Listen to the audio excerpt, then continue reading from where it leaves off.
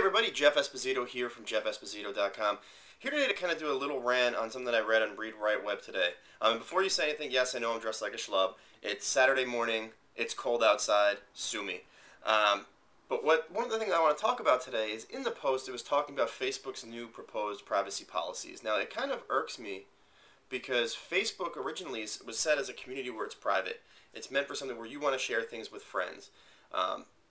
Problem with that is, their first change in privacy policies had people up in an uproar because you were sharing stuff with Google because, they want to monetize the site even more. This new policy is talking about sharing your information with third-party pre-approved sites. Now, from an advertising perspective, I see the point of that.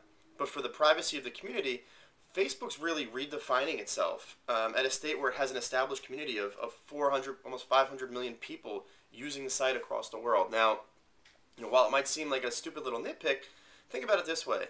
If you're, somebody that's in its job spec and you're trying to just share things personally with people, now some of your information might be able to be used by an advertiser. And now you're going to start seeing stuff pop up maybe in third-party served ads that are on the right or left-hand side of ads that really don't get into some of the things that are on there. The part that really kind of gets to me, too, is that Facebook is really playing both sides of the coin here and not helping the people that use their network. From an advertiser that uses Facebook, one of the biggest things that would be great to be able to see from there is the emails of the people on there. So I'm an advertiser with Facebook right now, and the people on the fan page, it would be great to be able to have the email addresses and track back even through my own site as who's a customer with our company. But they're not doing that. Instead they're going to go to a third-party area and try to use it for their gain for advertising and selling lists. They passed Google last month in the most visited site, which is great for them. Hooray! But to be like Google, Google's hated by a lot of people because there's no privacy with it. Everything's searched. Facebook was universally loved as a place for friends to share information.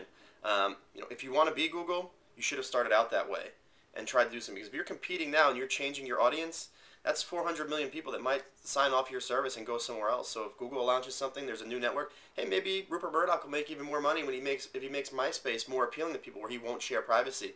It's just something to kind of chew on and think about it this way. So it's going to be interesting when Facebook puts out this officially instead of just in, this is what's coming soon.